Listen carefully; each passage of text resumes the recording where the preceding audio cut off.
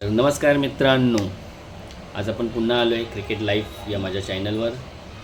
आज आपण डिस्कस करणार आहोत आज जी इंडिया ऑस्ट्रेलियाची T20 मॅच होती पहिलीच, परंतु पावसाने व्यत्यय आणल्यामुळे मॅच रद्द करण्यात आली. आणि त्याच्याशिवाय अजून एक मॅच झाली काल, पाकिस्तान साऊथ आफ्रिका. याच्यावर आपण बोलणार आहोत कारण पाकिस्तानबद्दल आपल्याला जशी त्या तिकडच्या लोकांना इंडियाबद्दल क्युरिओसिटी असते तशी आपल्याला पण आहे की आपल्या शेजारचा देश जो इतका प्रेमाने आपल्याबरोबर राहतो, तर त्यांची पण अपडेट आपण ठेवायला पाहिजे त्यांच्याकडे क्रिकेटबद्दल खास करून काय चाललं आहे. तर आपण बोलूया दोन्ही मॅचवर. तर पहिलं मॅच आपली आज पुन्हा एकदा आपण नेहमीप्रमाणे टॉस हरलो आहे. काय कळत नाही टॉसचं सध्या काय आहे, आपल्या मागे लागलेलं एक ग्रहण कधी तुटणार आहे माहीत नाही. आपण सर्वच टॉस हरतो आहे पण निदान मॅचेस जिंकतो आहे. फक्त ह्या ज्या लास्ट T20 वन डे सोडल्या तर ठीक आहे. तर मिचेल मार्शने टॉस जिंकून इंडियाला पहिली बॅटिंग करायला सांगितलं आणि सगळ्यांचं लक्ष होतं अभिषेक शर्मा काय करतो ऑस्ट्रेलियामध्ये एक बाउन्सी पिचवर, फास्ट पिचवर. तर तशी सुरुवात अभिषेकची एवढी वाईट पण नाही म्हणू शकणार, एवढी छान पण नाही म्हणू शकणार. त्याने अभिषेकने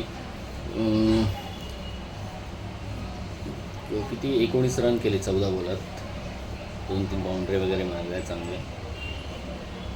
ठीक आहे, बघू पुढच्या अजून 4 वन डेमध्ये T20मध्ये काय करतो. परंतु आज आपला व्हाईस कॅप्टन शुभमन गिल फार छान खेळत होता. आज मॅच पूर्ण झाली असती तर त्याच्याकडून एक चांगल्या इनिंग आपल्याला बघायला मिळाली असती आणि आपल्या कॅप्टनलासुद्धा आज फॉर्ममध्ये परत येताना दिसला, त्याला एक जीवदान मिळालं. पण तो क्रिकेटचाच एक पार्ट आहे, हे चालूच राहतं. पण आज दोघं मस्त बॅटिंग करत होते, तर छान लय सापडलेली, चांगले स्ट्रोक लागत होते दोघांकडून सुद्धा. स्कायने जो हेझलवूडला जो फ्लिक करून 6 मारला हो कमाल. आणि शुभमन गिलने जो एक स्वीप करून शॉट स्पिनरला मारला, मस्त सिक्स होता तो पण छान. तर या दोघांचीच बॅटिंग बघायला मिळाली. शुभमन गिलने 20 बॉलात 37 वर नॉट आऊट होता. स्काय 24 बॉलात 29 करून नॉट आऊट होता. चांगला स्ट्राईक रेटनी खेळत होते दोघं पण. आणि काय ते आज ऑस्ट्रेलियाकडून बॉलिंग पण काय तशी एवढी छान नाही मिळाली. ह्याचा स्कायचा विकेट नेथन एलेसने घेतला. स्लो बॉल टाकला, स्लो बॉल, कारण तिकडे बाउन्सी पिच एवढे फास्ट आहे आणि अभिषेकला फास्ट बॉलिंग तर जास्तच चांगलं आवडतं, बॅटवर बॉल जेवढा लवकर येईल. पण तो स्लो बॉलमध्ये फसला तो आणि टाईमलेस झालं, त्यामुळे आऊट झाला. त्यानंतर पाऊस 2दा-3दा आणि मग मॅच शेवटी रद्द करण्यात आली. ठीक आहे, आता बघूया दुसऱ्या T20मध्ये काय होतं ते. तर येऊया दुसऱ्या मॅचवर, पाकिस्तान वर्सेस साऊथ आफ्रिका. ही काल रात्री झाली मॅच.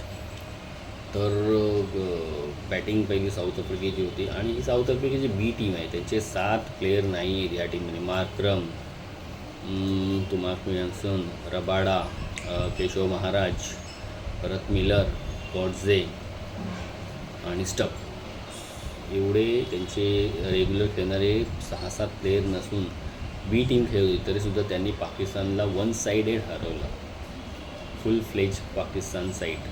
बाबर आझमला कमबॅक केलं त्यांनी. कमबॅकमध्ये विचारायला काही करता आलं, 0वर आऊट झाला. तर आपण साऊथ आफ्रिकेच्या इनिंगने सुरुवात करूया. साऊथ आफ्रिकेने 194 केला स्कोर, पण ते जे स्टार्ट त्यांना जो मिळाला होता 6 ओव्हरमध्ये पॉवर प्लेमध्ये त्यांनी 74 केले, 1 लॉस. डिकॉक आफ्टर रिटायरमेंटनंतर परत स्टार्ट केलं त्यांनी आणि 13 बॉलात 23 केले, 5-4 प्रतिम. तो आऊट झाला होता पॉवर प्लेमध्ये. आणि हा जो त्यांचा टेस्टचा प्लेयर जे आहे जॉर्जी, त्याच्याकडून अपेक्षा नव्हती पण त्यांनी 16 बॉलात 33 केले, 5-4, 1-6, 206चा स्ट्राईक रेट. पॉवर प्ले पूर्णपणे ह्या लोकांनी हे केलं. त्यांचा रन रेट 10 ओव्हरला 111 होते, परंतु नंतर त्यांचे विकेट स्पिनरने गॅप गेले. मोहम्मद नवाजने विकेट घेतले, चांगला स्पेल टाकला त्यांनी आणि साईम अयूबने. या दोघांमुळे कंट्रोल केलं. नाही 220-230 तर त्या लोक करतच होते आज, परंतु लास्टला चांगला कंट्रोल केलं पाकिस्तानी बॉलिंगने. तर डिकॉकने 13 बॉलात 23 केले. हेनरिक्स पण छान खेळला. थोडा स्लो होता पण ठीक आहे, कोणीतरी अँकरिंग करायला पाहिजे. त्यांनी 40 बॉलात 60 केले. 5-4 1-6. आणि ब्रेविसकडून खूप अपेक्षा होत्या, यंग प्लेअर, टॅलेंटेड प्लेअर, पण तो 1-6 मारून लगेच आऊट झाला. 5 बॉलात 9 केले. लिंडे हा त्यांचा जो स्पिनर ऑलराऊंड एबिलिटी आहे थोडीशी त्याच्यात, त्यांनी चांगलं हे केलं. मॅन ऑफ दी मॅच पण तोच राहिला आणि 22 बॉलात 36 रन मारले. 4-4 1-6. आणि त्यांचा कॅप्टन जो आहे फेरारीरा, याला पहिलं कधी पाहिलेलं आठवत नाही, पहिलीच वेळ बघतो आहे. ऑलराऊंडर असावा बहुतेक, कारण 6 का 7 नंबरवर बॅटिंग करण्यासाठी आला होता तो. 10 रन करून आऊट झाला. तर त्यानंतर काही एवढी बॅटिंग त्यांची झाली नाही, विकेट्सच गेले. तर पाकिस्तान बॉलिंगमध्ये मोहम्मद नवाजने छान बॉलिंग लावली. 4 ओव्हर 26 रन देऊन 3 विकेट. आणि सॅम अयूब 4 ओव्हर 31 2 विकेट. बाकी सगळ्यांना झोडले. शाहीनशाह आफ्रिदी 4 ओव्हर 45 1 विकेट. शहा त्यांनी 3 ओव्हर 34 1. सॅम अयूबने छान टाकले. 4 ओव्हर 31 2. अबरार 4 ओव्हर 42 1. आणि कॅप्टन त्यांचा सलमान अली आगा 1 ओव्हर 15. तर त्याच्यानंतर पाकिस्तानची इनिंग्स स्टार्ट झाली. मला खरं सांगू, मला म्हणजे असं वाटत होतं की ही बॅटिंग पाकिस्तानची तेवढी केपेबल नाही की 194 चेस करेल. फकर जमानसारखा बॅट्समन नाही आहे त्याच्यात वगैरे. आणि एवढे पॉवर हिटर किंवा 200-180च्या स्ट्राईक रेटने खेळणारे प्लेयर त्यांच्यात खूप कमी आहेत. त्यामुळे खूप त्यांना मेहनत करावी लागणार मॉडर्न डे क्रिकेटच्या स्ट्राईक रेटने खेळण्यासाठी. तर ती त्यांची सुरुवात पण तशी काही फारशी छान नव्हती. साहेबजादा फरहानने 24 केले 19 बॉलात. 4-4 मारले त्यांनी.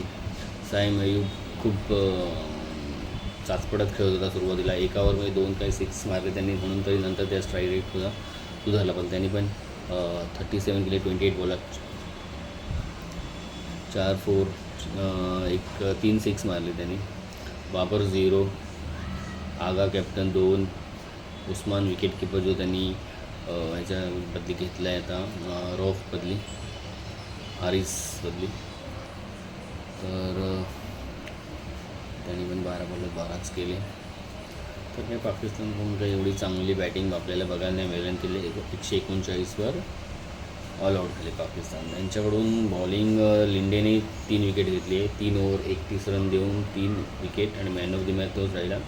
आणि विलियमसन जे नवीन बॉलर आहेत त्यांनी पण 3 ओव्हरमध्ये 21 रन देऊन 2 विकेट घेतली. बॉश 4 ओव्हर 14 रन देऊन 4 विकेट. बाउन्सर टाकून त्यांनी पाकिस्तानची वाट लावून टाकली. तर आता त्यांची पण बघूया सेकंड वनडेला पाकिस्तान काय प्रतिकार करतो का. पण बी टीम आहे, पाकिस्तानने निदान सिरीज जिंकावी.